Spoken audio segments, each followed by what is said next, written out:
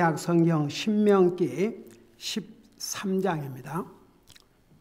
구약 성경 신명기 13장 우리가 지난번에 공부했던 그 다음을 계속해서 하도록 하겠습니다.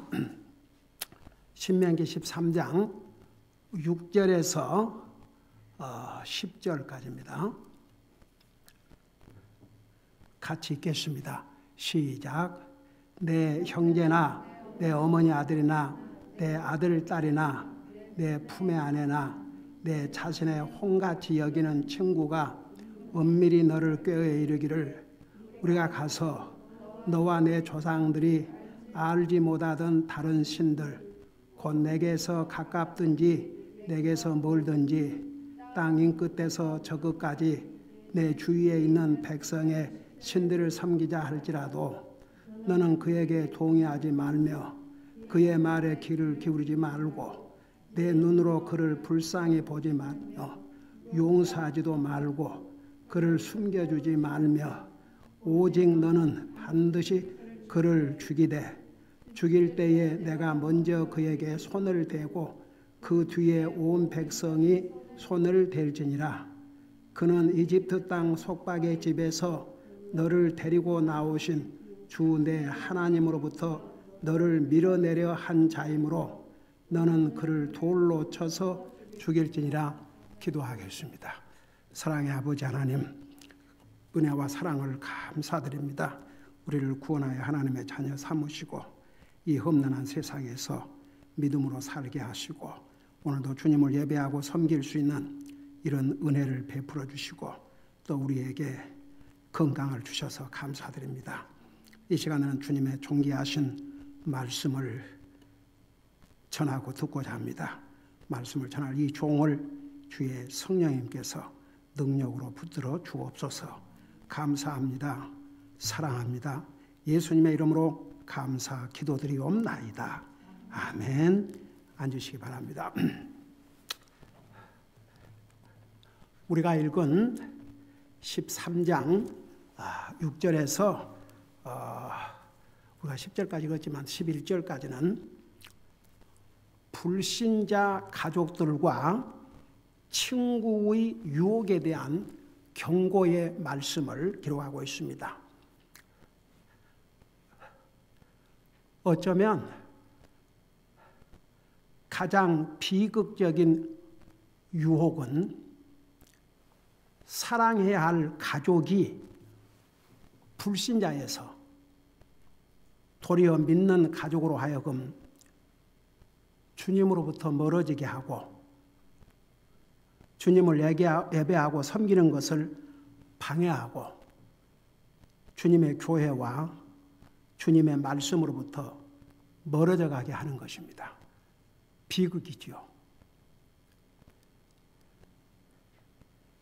여러분, 가족은 하나님 다음으로 우리가 소중히 여기고 사랑해야 될 사람들입니다. 그럼에도 불구하고 불신자인 가족의 멤버가 믿는 자로 하여금 믿음을 연약하게 만들고 하나님을 예배하고 섬기는 것을 방해하고 이런 도리어 내 영적인 삶에 어려움을 끼치게 한다면 그게 사실 얼마나 큰 비극입니까? 그런데 하나님께서 이런 경고의 말씀을 주신 이유가 있습니다. 인류의 역사를 보십시오. 우리 인류의 최초의 조상인 아담이 누구로부터 유혹을 받아 자신들도 죽게 되고 그 후에 오는 모든 인류를 죽게 만들었습니까? 이 얼마나 큰 비극입니까? 바로 다른 사람이 아닌 자기 가족이요 아내인 이브로부터 유혹을 받고 범죄하게 됐습니다. 여러분, 성경은 뭐라 기록한 줄 아십니까?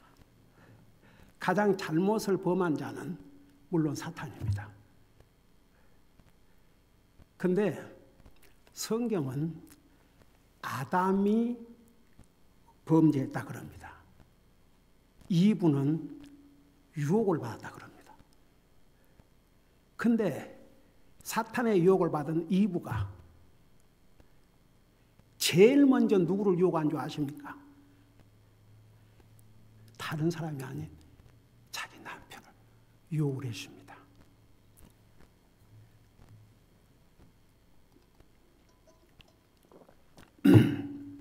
그래서 믿는 가족은 불신자의 유혹이나 영향을 받아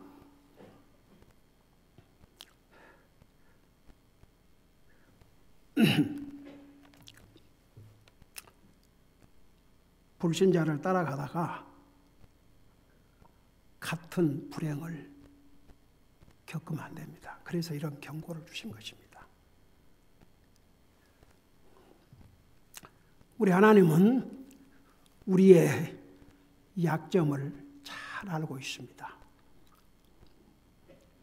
가족의 유혹은 어쩌면 아무런 방비도 하지 않고 쉽게 넘어갈 수 있기 때문입니다.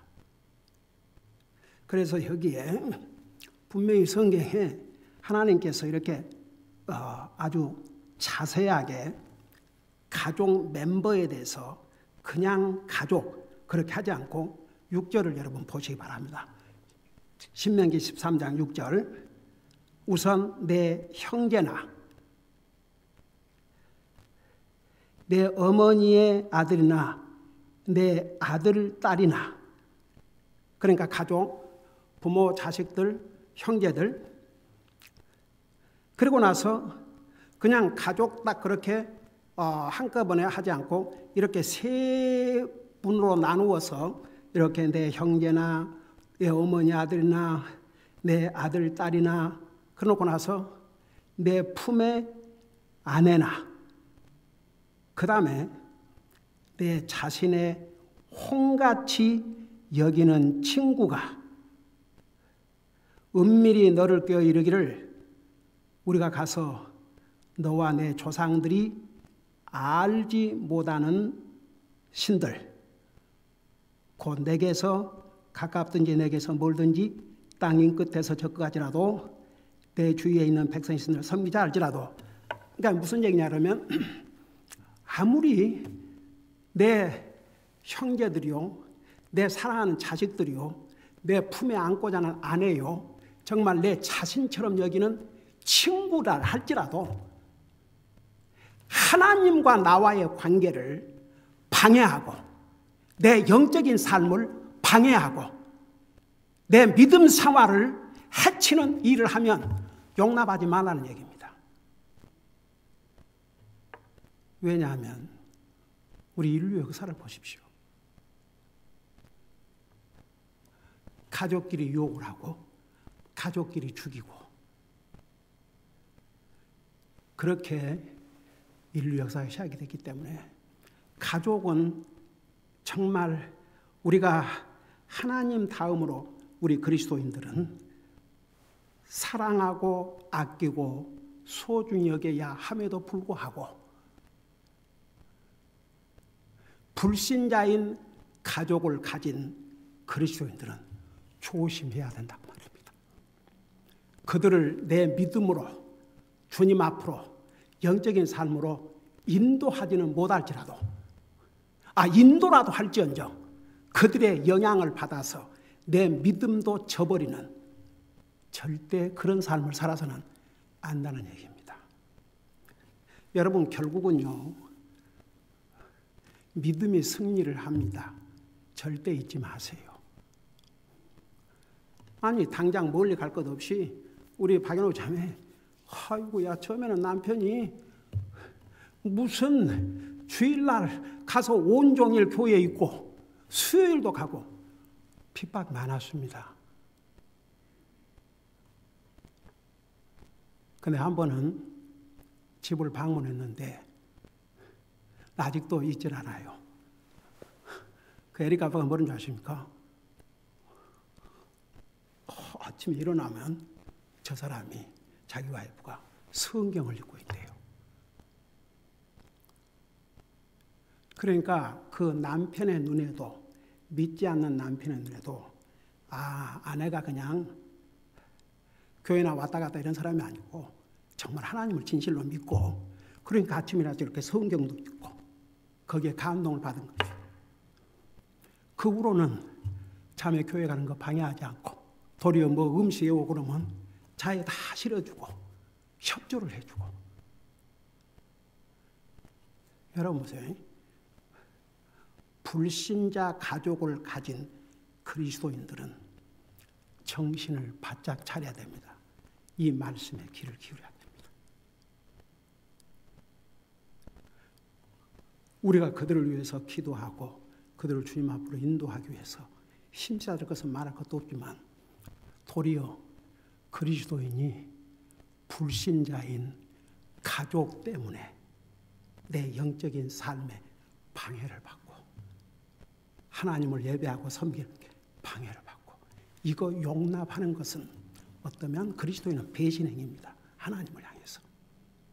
주님은 나와 여러분을 구원하기 위해 자신의 생명을 주셨습니다. 제가 병원에, 처음에 제가 병원에 입원했을 때, 근데 지나놓고 보면 참 하나님의 놀라우신 인도함이셨어요. 제가 병원에 입원실수룸에 가기 전에 집에서 계속 이제 그냥 치료를 받으려고 했는데, 제가 2년 전에 이 폐렴을 앓았기 때문에 그게 재발되면서 굉장히 이제 위험하게 된 거죠. 근데 그날 밤을 넘기기가 어려웠어요.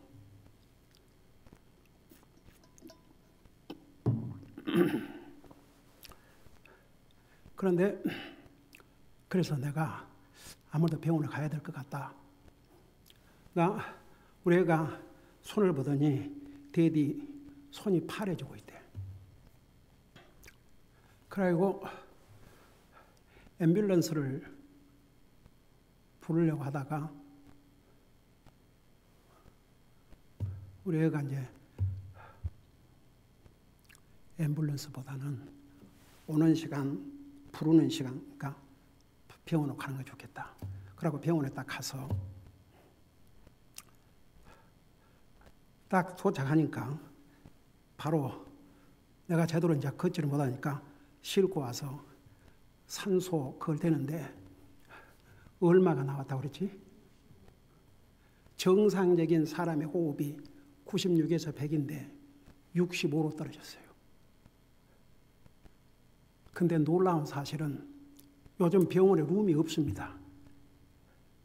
근데 그 이머전시 룸에 하나가 딱 비어져 있어요.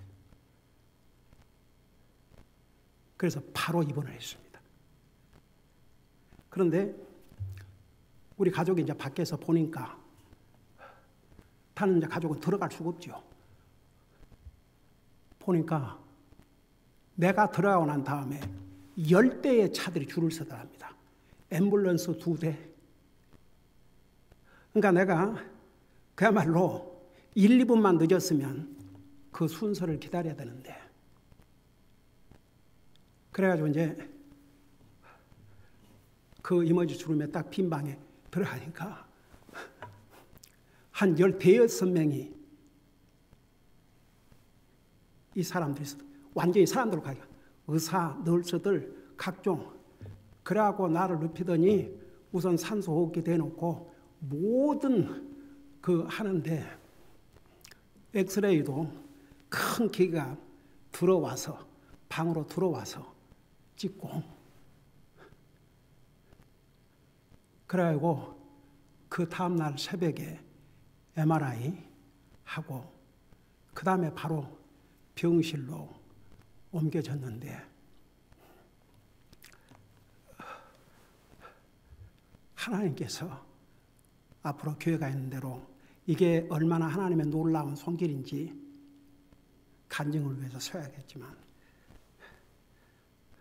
하나님께서 이번에 의사를 붙여주신 것도 두 의사를 붙여주는데, 그들이 퇴원한 꼭 어떻게 8일 동안을 똑같은 의사가 환자를 케어할 수 있도록 그렇게. 그래갖고 퇴원한 날 새로운 의사가 오는데 이미 그 전날 내일은 퇴원해도 될 거라고. 그래서 이제 정말 하나님께서 그들의 손길을 통해서 케어를 해 주시는데, 어쩌면 제 일생에 가장 많은 시간을 기도했던 것이 병원이었던 것 같아요. 그 잠이 안 오니까 잠온약을 닥터가 재주는데도 한 2-3시간 자고 나서는 깨지는 거예요. 그러니까 깨어 있는 시간 동안은 계속 기도를 했습니다.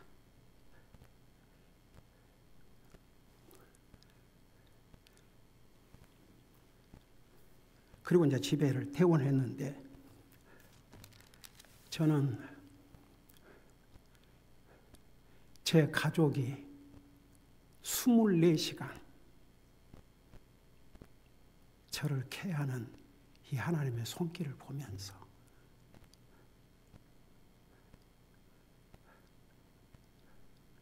큰딸은 이제 낮에는 다 같이 돌보다가 밤 10시 반부터는 내가 호흡을 제대로 하고 있는지 안 하는지를 확인해야 되니까 계속 곁에서 소파에서 졸면서 내 확인하고, 이제 새벽부터는 집사람과 우리 해나가 종일 돌아보고, 이 세 여자들이 그야말로 24시간 저를 케어하고 돌보는데, 제가 뭔 생각을 하는지 아십니까? 저는요, 하나님이 나의 증인이십니다. 우리 아이들 셋을 위해서 기도하면서 한 번도 우리 세 아이들이 잘 돼서 부모 공경 잘하고 부모에게 효도하게 해주십시오, 단 한 번도 기도한 적이 없습니다. 하나님이 나의 증인이십니다. 제가 뭐라고 기도하는 줄 아십니까? 여러분들의 수없이 얘기했습니다.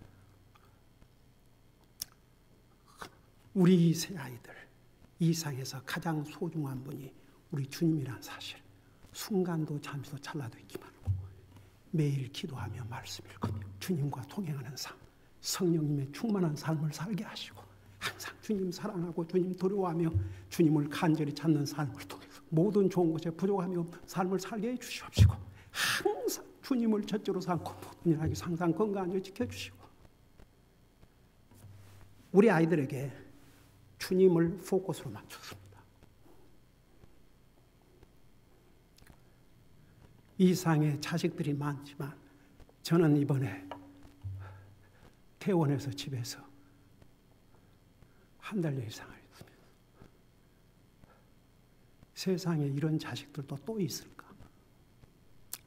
어딘가 또 있겠지. 그러지만 이렇게 주님 사랑하고 완전히 내가 기침만 안 해도 뭐가 필요한 줄 알아요. 달려와요.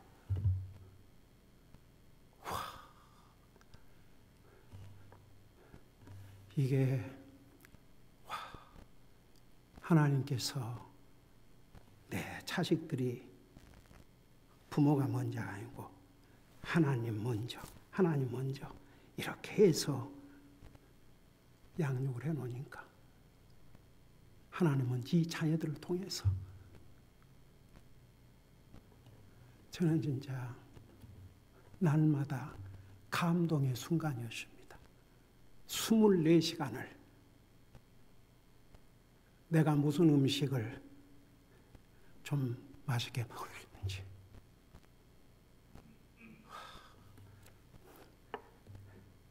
가족이라는 게 이렇게 소중하구나.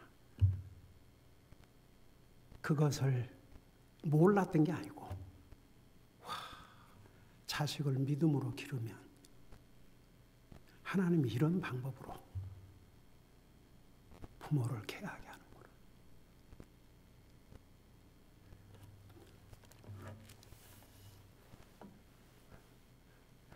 우리 아이들이 하나님 은혜로 집사라는 이렇게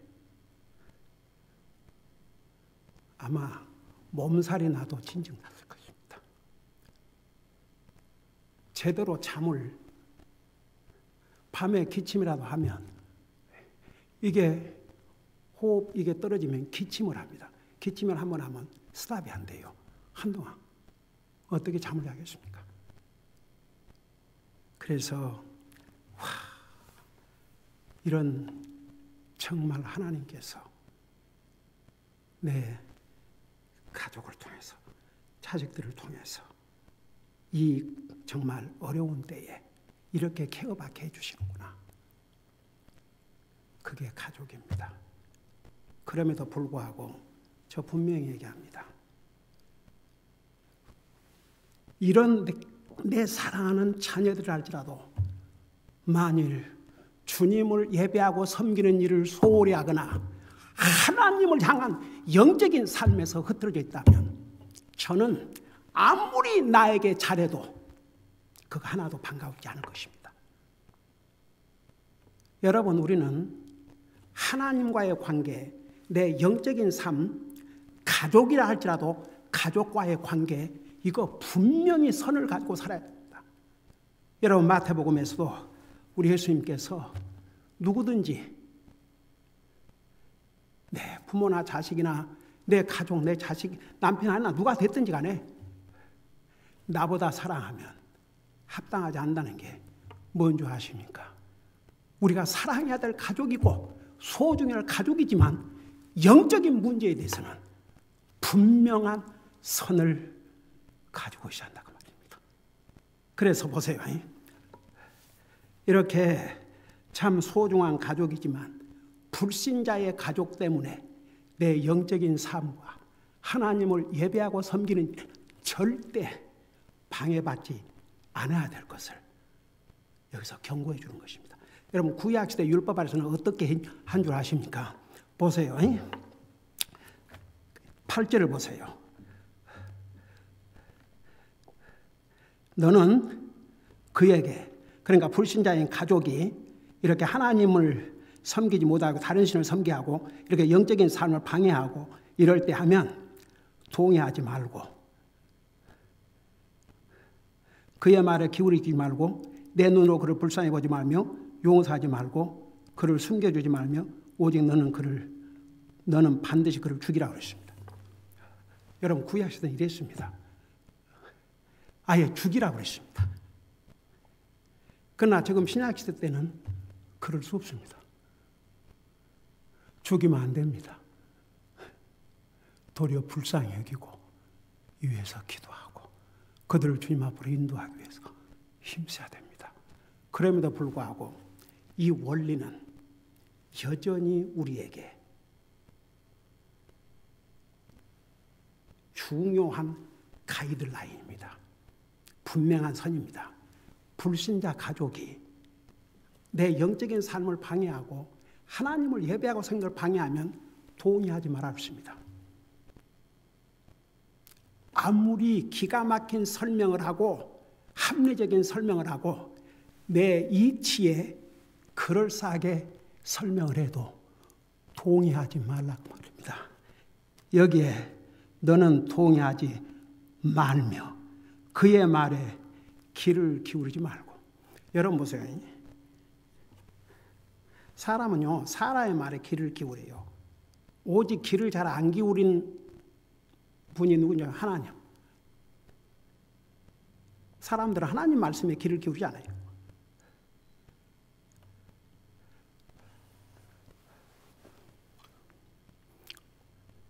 저는 항상 여러분들 수없이 얘기했지만 구약 성경에도 그렇고 신약 성경 예수님께서 오셔서도 귀 있는 자는 들으라.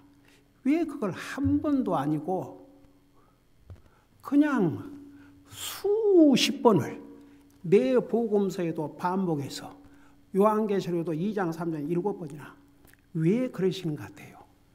하나님 말씀에 귀를 기울이지 않으니까. 근데 사람의 말, 친구의 말, 자기가 사랑하는 가족의 말이라 그러면 귀를 기울여 듣죠. 근데 내 영적인 삶을 방해하고 하나님 관계를 방해하고 내가 주님을 예배하고 성교를 방해하고 이런 얘기에는 귀를 기울이지 말라고 그랬습니다. 그 다음에 뭐라 했습니까? 내 눈으로 그를 불쌍히 보지 말며. 여러분 보세요. 성경에는 내가 너를 불쌍히 좀 다른 동안 불쌍히 여기라고 그랬어요. 그래요. 우리는 모든 사람을 불쌍히 여겨야 되고 안 믿는 가족을 불쌍히 여겨야 되지만 그 안 믿는 가족이 나의 영적인 삶에 도전을 하고 하나님 관계를 무너지게 하고 이런 이 얘기를 하는 그 가족에 대해서는 동정을 먼저 하지 말라고 말입니다. 내 믿음을 지켜야지.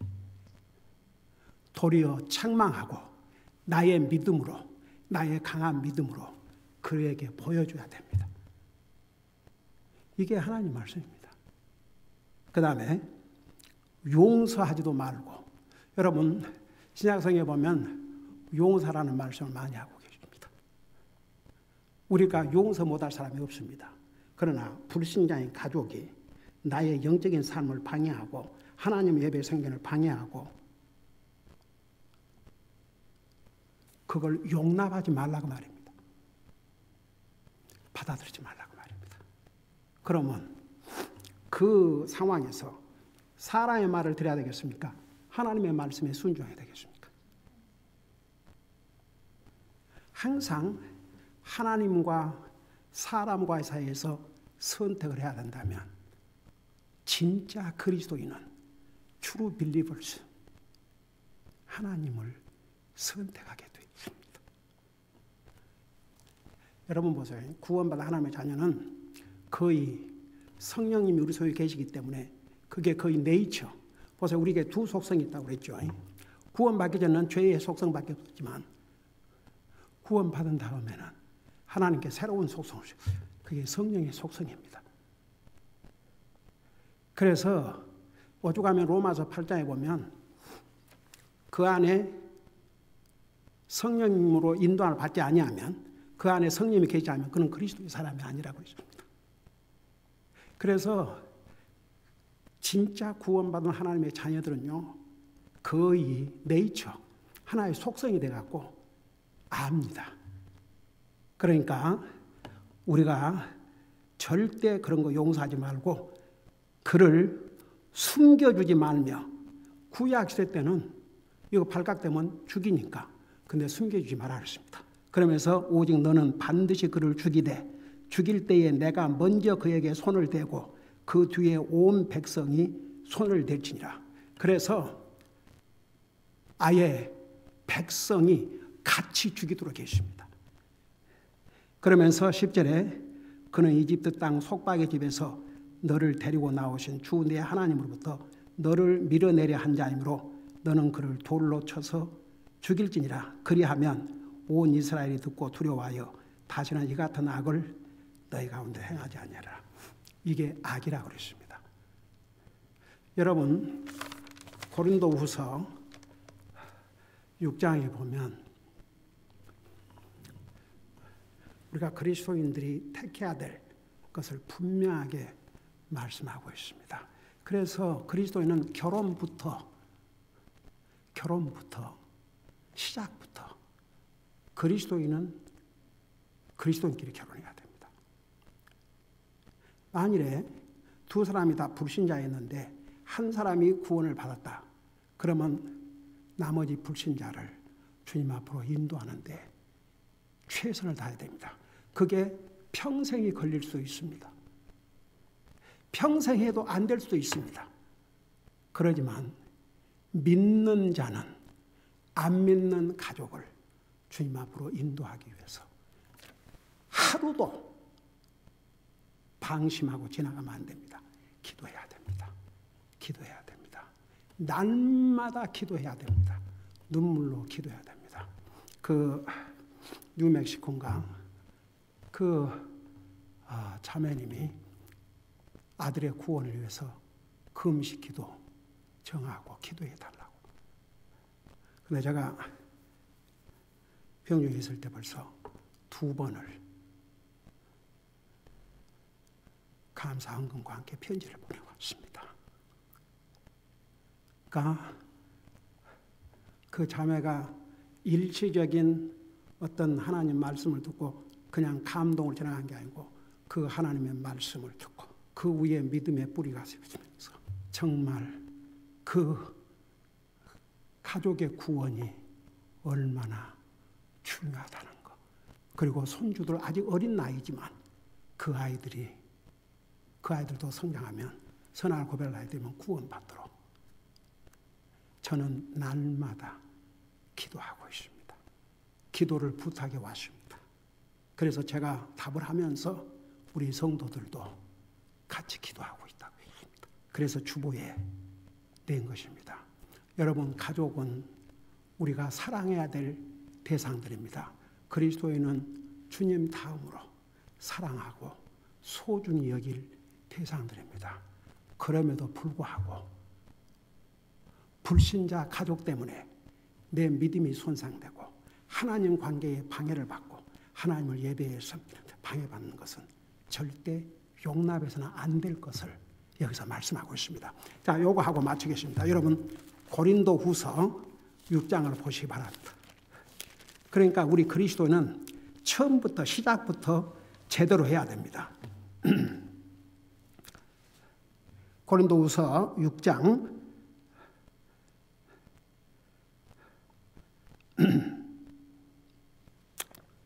14절부터 보면 이런 말씀이 있습니다. 여러분 보시면서 들으시기 바랍니다. 거기 보니까 너희는 믿지 않는 자들과 더불어 공평하지 않게 멍에를 같이 매지 말라. 여러분, 왜 이것을 결혼을 얘기하는 것이냐? 여러분 보세요. 이 멍에는 여러분 그 소나 말이나 이렇게 멍에를 딱 해놓으면 둘이가 똑같이 움직입니다. 부부는 한 몸이라고 그랬습니다. 근데 여기에 믿지 않는 자들과 더불어 공평하지 않게 멍에를 같이 매지 말라. 그러니까 멍에를 이렇게 딱 두 말이나 두 짐승이 제대로 딱 이렇게 같이 있어야지 각각 놀면 그게 멍에를 해갖고 서로가 얼마나 힘들겠습니까? 한 말은 이리 가려고 그러고 한 말은 저리 가려고 그러고 한 손은 이리 가려고 그러고 한 손은 저리 가려고 그러고 그게 딱 같이 협조를 해야죠. 근데 그리스도인과 불신자가 결혼하게 되면 그리스도인은 하나님 먼저가 되는데 불신자인 배우자는 아니에요. 시작부터 얼마나 힘들고. 그러니까 보세요. 많은 경우에 믿는다고 하는 사람이 안 믿는 사람과 결혼해갖고 안 믿는 사람 인도하면 되지 않느냐. 근데 안 믿는 사람과 결혼해갖고 안 믿는 남편이 아내를 인도하기보다는 같이 세상으로 나가버린 사람들이 10 중에 9은 그렇습니다. 여러분, 하나님께서 왜 아예 이런 일을 처음부터 하지 말라고 하는 줄 아십니까? 그래서 그런 거예요. 그래서 너희는 믿지 않는 자들과 더불어 공평하지 않게 멍에를 같이 매지 말라. 의와 불의가 어찌 사귀겠냐? 여러분, 의와 불의는 같이 사귈 수가 없어. 같이 갈 수가 없습니다. 반대입니다. 그리고 빛과 어둠이 어찌 친교를 나누겠느냐? 여러분, 빛이 오면 어둠이 가고 어둠이 오면 빛이 없어요. 여러분, 불신자를 어둠의 자식이라고 했고 그리스도인을 빛의 자식들이라고 그랬습니다. 빛의 아들들과 어둠의 아들들이 조화를 어떻게 이루겠습니까? 그러면서 15절 그리스도와 벨리알이 어찌 일치하겠느냐? 여러분, 벨리알은 우상입니다. 그리스도와 우상이 어떻게 일치가 됩니까? 혹은 믿는 자가 믿지 않는 자와 무슨 몫을 나누겠느냐. 그래서 보세요. 우리가 그리스도인은 시작부터 믿는 자는 믿는 자와 결혼해서 가정을 이루어야 되고, 우리가 가정을 이미 이제 불신자 가족을 가지고 있는 가족이 되어버렸다면, 이제 결혼하기 전에 다 불신자에서 한 사람은 구원받고 나머지가 구원받지 못했다든지, 부모는 구원받고 자식들이 구원받지 못했다든지, 자식들이 구원받고 부모가 구원받지 못했든지, 그런 상황에 있을 때 우리가 어떻게 해야 할 것이냐. 믿는 자는 안 믿는 가족을 위해서 쉼없이 기도하고 그들을 주님 앞으로 인도하기 위해서 최선의 노력을 하고 모든 면에서 본이 되어야 되겠지만, 그들 때문에, 불신자의 가족 때문에 내가 하나님을 예배하고 섬기는데 방해를 받고 하나님과 내 관계에 손상을 입히고 내 영적인 삶에 방해를 받는다면 이것은 용납해서는 안 되는 것입니다. 여러분, 왜 하나님께서 우리에게 이런 경고를 주신 줄 아십니까? 많은 사람들이 그 면에서 너무 위익하기 때문에.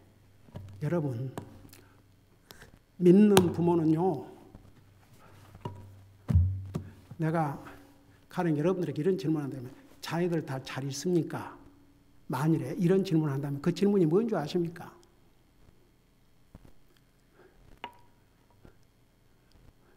그들이 세상 사는데 잘 사느냐, 이거 묻는 게 아닙니다. 제가 이번에 병원에 있으면서 여러분 한 사람 한 사람을 위해서 기도하면서 여러분의 자녀들, 불신자의 가족, 얼마나 기도인지 몰라. 근데 제게 무슨 버든이 온 줄 아십니까? 믿는 여러분들이 정신을 차리지 아니하면,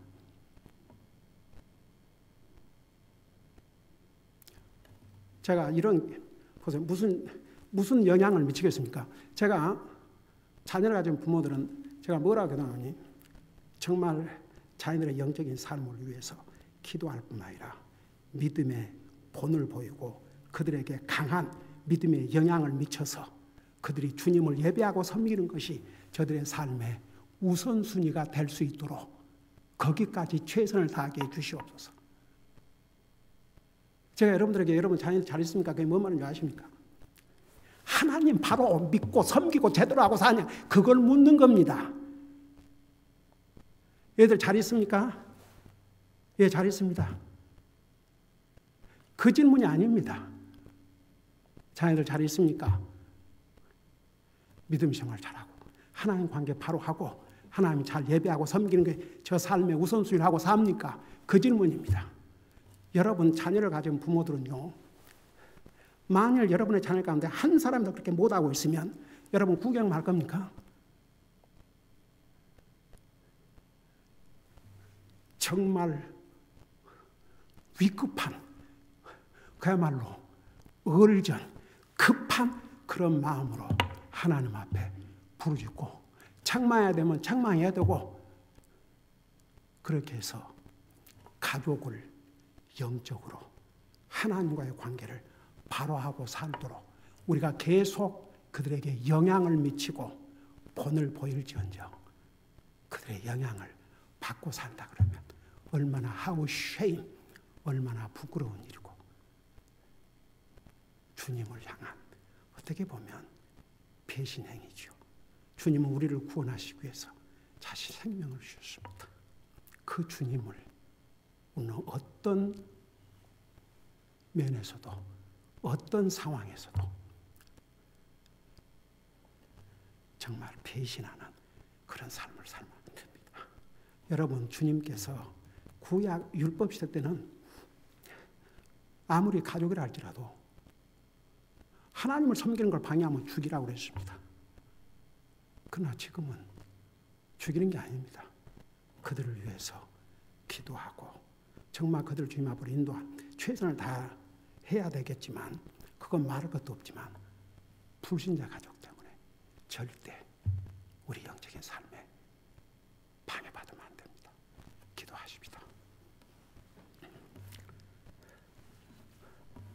오늘 이 말씀을 생각하면서 우선 우리 가족 중에 불신자 가족이 있으면 그들을 위해서 기도하십시오. 그들도 언젠가는 회개하고 구원받을 수 있도록.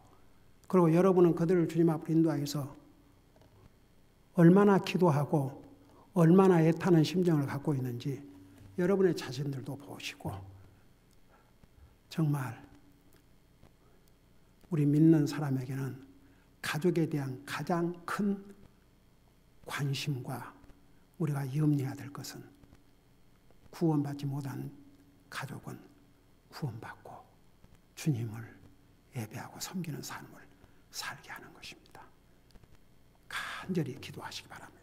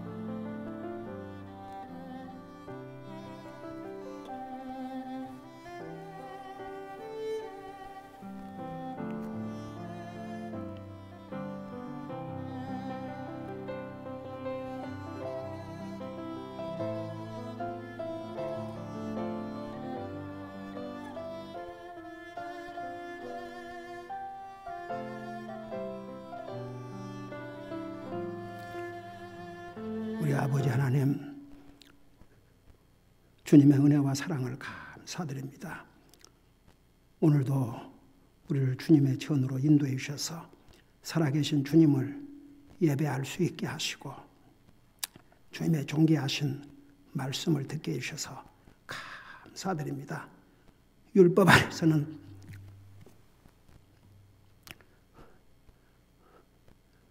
불신자 가족이 믿는 가족을 미혹해서 하나님을 섬기는 것으로부터 떠나게 하면 그를 죽이라고 했습니다. 그러나 지금은 우리가 불신자 가족을 죽이는 것이 아니고 그들을 불쌍히 여기고 그들을 위해서 기도하고 그들을 주님 앞으로 인도할지언정 우리가 그들의 영향을 받아서 도리어 우리 영적인 삶을 해쳐서는 안 된다는 것을 배웠습니다. 우리 아버지 하나님, 우리 성도들 다시 한번 우리 가족 중에 불신자 가족을 위해서 어떻게 해야 되겠으며 어떻게 내가 그 가운데서 내 믿음을 지키고 안 믿는 가족들에게 믿음에 좋은 영향을 미칠 수 있는지를 이 말씀을 통해서 생각하면서 정말 안 믿는 가족들도 언젠가 다 구원받고 한 마음으로 주님을 예배하고 섬길 수 있는 나를 허락해 주시옵소서. 감사합니다. 사랑합니다. 예수님의 이름으로 감사 기도하옵나이다. 아멘.